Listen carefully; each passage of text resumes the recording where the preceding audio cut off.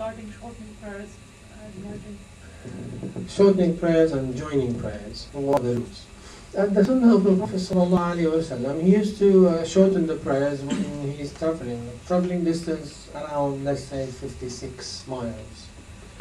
Something more than 56 or 60 miles, you are allowed them to shorten your prayers. And at the same time to combine the prayers. Very quickly, all the 4 rakahs will be 2 rakahs during safar or during your travel. All 4 rakahs, Dhuhr, Asr, Isha, and the 4 will be 2. Fajr will stay as it is.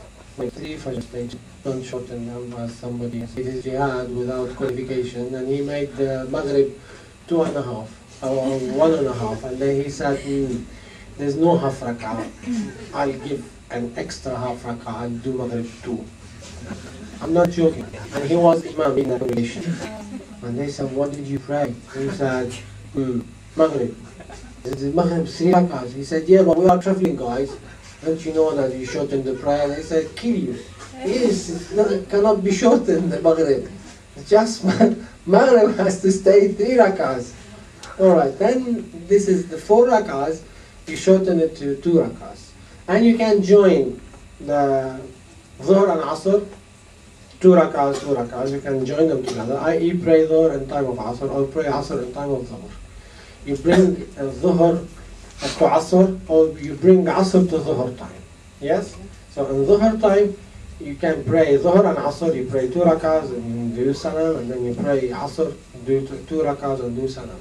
Or in time of Asr, you pray Dhuhr 2 rakahs and Asr 2 rakahs, but you need the intention, by the way. You need to make the intention. I want to join the Salah, you want to shorten the Salah. Salah, you don't need the intention to shorten it, but to join the Salah, you need the intention. Maghrib and Isha, the same. You can do Maghrib and Isha in time of Maghrib, or Maghrib and Isha in time of Isha. That's fine. But, again, don't do as that person. Join Isha and Fajr together. You can't do this. You can't join Isha and Fajr together. Yes? So Ijtihad is limited to knowledge, and this is absolute ignorance. And how long can one be accountable for? We have disagreement amongst the scholars how long we can be a traveler. For some of them 7 days, some of them 15, some of them 40, but the majority opinion between 7 and 15. We have other opinions, but let's stick to the majority because the title here confused. I don't want to confuse you more. Anyway.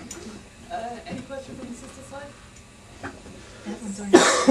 A lot of Muslims read the Quran and they read the Quran and they don't actually understand Arabic or any Arabic at all. They spend their whole lives praying. I hope they understand English.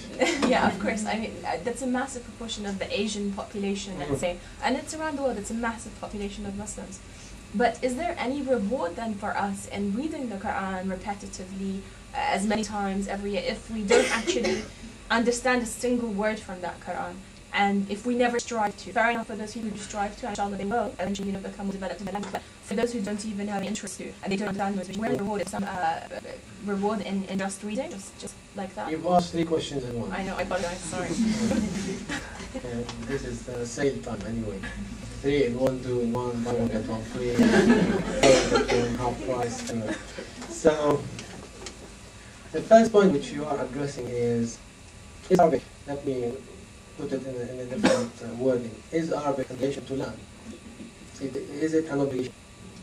Some of it, yes, it is an obligation. For instance, doing your prayers in Arabic, recitation in Arabic, it is an obligation. Proper Arabic, not Pakistani, not Urdu Arabic, not what have you. It has to be the proper, let's say, minimum Arabic. I'm not talking about the very excellent Arabic, but it has to be minimum Arabic. It is an obligation, but beyond this, it's not an obligation unless you are a knowledge seeker and want to specialize in Islamic studies, then it is an obligation for a scholar to learn Arabic, to access the Quran, to access the revelation and know what it is. Yes? The other part of your question, do you have a reward for reciting Quran in translation? You have, yes, but it's not as reciting the Arabic itself. You might say, okay, we do recite the Arabic, well, we do not understand what we are reciting. You have on the other side the translation. It's not 100% accurate, but nevertheless, it's around 80%, let's say, accurate. So you can understand. So it's not an excuse. The third part you mentioned regarding striving towards learning the Quran. Yes. I'm wondering why many people are not interested. This is the revelation, and you have to learn.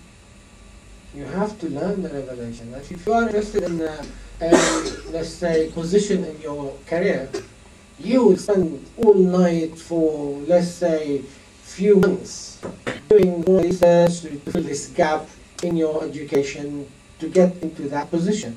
And you will go into as many courses as needed to fill this gap in your knowledge. But when it comes to Quran, I have other interest. Why? It tells here about our priorities in life. We need to be